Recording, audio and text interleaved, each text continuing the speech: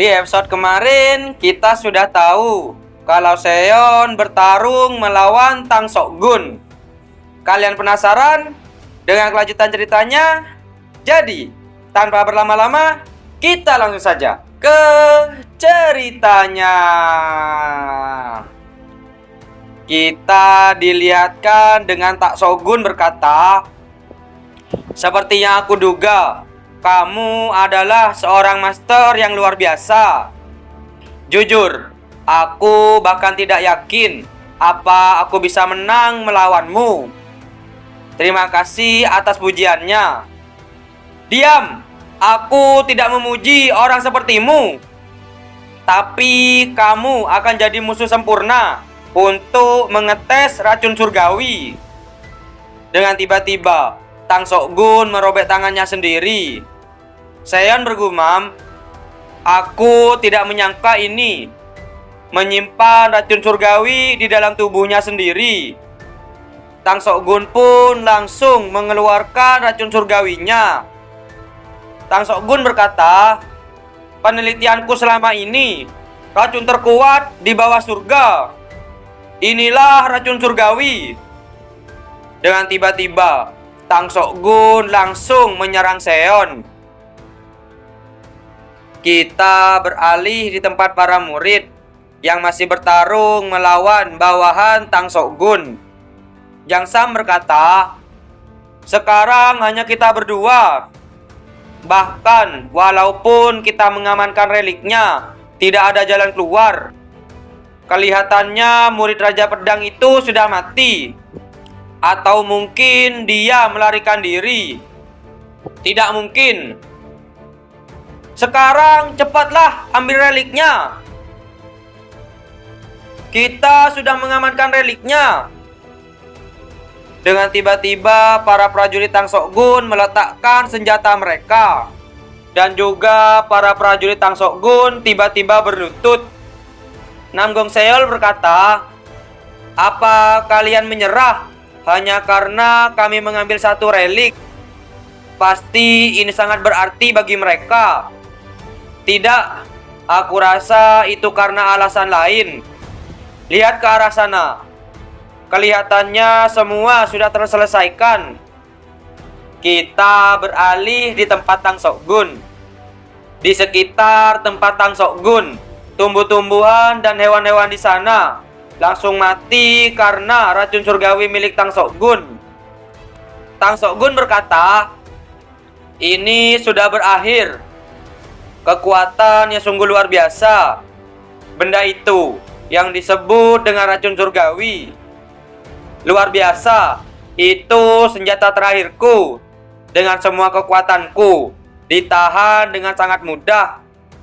Sekarang, apa 10 master teratas telah selesai?" Kita beralih di tempat Kelantang.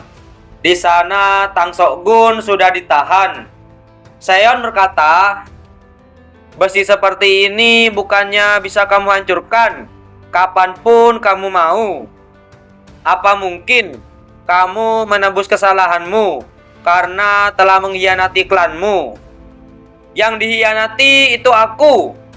Di samping itu, Kelantang dari Sichuanlah yang seharusnya membayar kematiannya.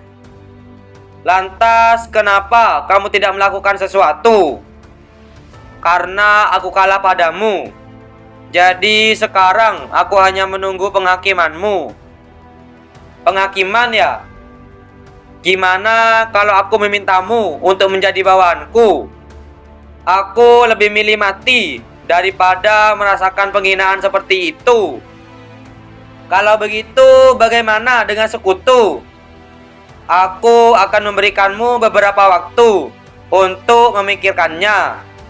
Tapi sebelum itu, ada sesuatu yang ingin aku tahu. Kebenaran soal hari itu." "Hari apa?" "Hari di mana dia mati. Aku sudah membaca jurnal milik tetua. Seperti yang ditulis dalam jurnal, seperti yang disarankan, aku menggunakan racun mata air dan akhirnya menyelesaikan racun surgawi. Tapi fakta itu jadi ketahuan oleh keluarga Tang. Orang-orang itu telah mengawasi pergerakanku semenjak aku memasuki hutan. Tepat setelah racun surgawi diselesaikan, mereka langsung mengirimkan pasukan besi. Kebetulan pada waktu itu dia sedang sendirian. Dia mencoba untuk melindungi racun surgawi, tapi berakhir teracuni olehnya. Racun surgawi adalah racun terkuat dan sangat sulit untuk diatasi. Kalau ada orang selain aku yang mencoba merusaknya, mereka pasti akan sangat menderita. Setelah menggendong mayat Uyashi, aku pergi ke pemimpin klan. Aku meminta izin untuk membalaskan dendam. Demi membalas dendam, aku memutuskan untuk menggunakan klan Manzu. Jika keluarga Tang dihancurkan oleh Manzu yang sangat mereka tindas, maka tidak akan ada lagi pembalasan dendam yang brutal. Pemimpin klan mengenalkanku pada Manzu sebagai seorang pahlawan yang membunuh pasukan Tang Sokgun.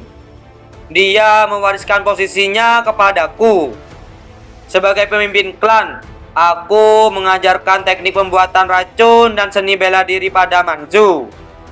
Aku berencana untuk menggunakan dali misi pasukan khusus untuk menyerang keluarga Tang. Tapi aku tidak pernah menduga akan ada monster sepertimu. Apa yang terjadi kalau aku menerima tawaran untuk bersekutu? Pertama, aku tidak bisa mengizinkan balas dendammu. Lagi pula itu hal yang tidak penting. Dan kamu bisa tidak menjadi anggota pasukan Tang. Itulah yang aku mau. Itu sudah cukup bagiku. Taeyong bergumam. Gitu doang. Tidak ada batasan. Tang Sokgun berkata, kalau begitu, aku punya kondisiku sendiri. Silakan. Kita beralih di tempat yang lain. Di sana ada Seon dan Taeyong.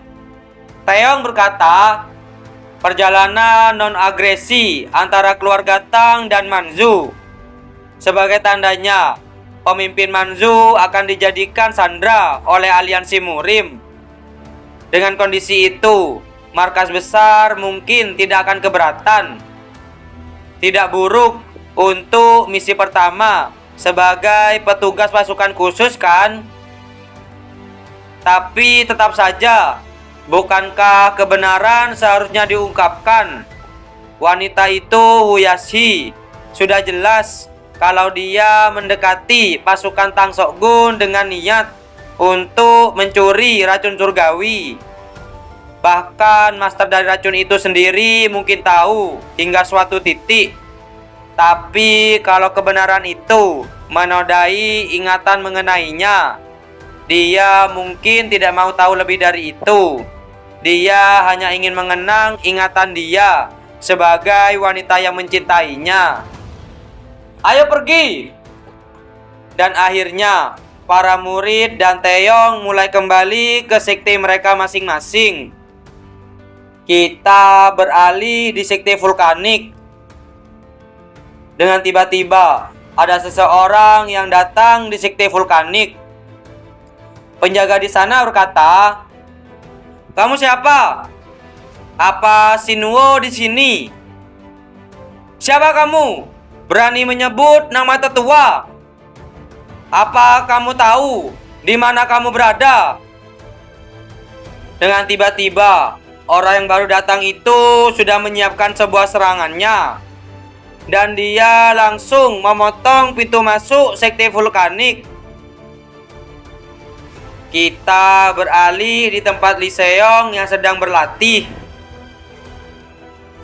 Guru Lee Seong berkata, jumlah bunga plum telah meningkat. Terima kasih. Sebenarnya saya mengalami pertemuan yang kebetulan. saya bertemu murid dari Raja Surgawi, Taeyong, dan mendapat pencerahan yang hebat. Jadi, mungkinkah ada pergeseran baru di dunia bela diri? Tiba-tiba Lee Seong dan gurunya merasakan sebuah getaran. Kita beralih di tempat orang yang memasang maksud ke sekte vulkanik. Dan setelah itu, Guru Lee Seong pun datang ke tempat tersebut. Kita beralih di Beijing, markas utama aliansi bela diri. Di sana ada pemimpin aliansi bela diri Lee Jong-suk. Dia sedang menerima surat. Kita beralih di tempat yang lain. Di sana ada seseorang yang berkata, duel antara Shinwo, pedang pertama sekte vulkanik, dan pedang iblis. Kenapa kita harus menerima ini? Aku tidak mengirim surat untuk meminta izin aliansi. Shinwo sudah menerima duelnya, dan ini sekedar pemberitahuan. Hanya ada rumor tentang kematian pedang iblis, tapi tidak ada yang pernah menemukan tubuhnya. Tentu saja, siapapun yang telah menghadapi pedang iblis tidak akan percaya rumor tersebut. Kamu pikir Shinwo bisa menang? Waktu telah berlalu, bukan? Perang besar antara kebenaran dan kultus demonik telah lama berakhir. Namun dia masih terjebak oleh dendam lama. Shinwo telah meminta sertifikat resmi dari aliansi bela diri. Selain itu, kita bisa turun tangan secara resmi, seperti yang diharapkan dari pedang Dewa Emas. Kelicikanmu benar-benar membuatmu menjadi yang terkuat di dunia bela diri. Licik, hinaanmu tidak terbatas. Siapa yang akan kamu utus? Aku dengar ada seseorang yang cukup baik belakangan ini. Akankah kita akan diperlihatkan pertarungan antara pedang pertama sekte vulkanik dan pedang iblis? Kalian penasaran? Jadi, jangan lewatkan di episode yang selanjutnya. Terima kasih sudah menonton video kami sampai selesai. Jangan lupa subscribe, like, dan komen, dan share video kami ke teman-teman Anda. Dan dadah!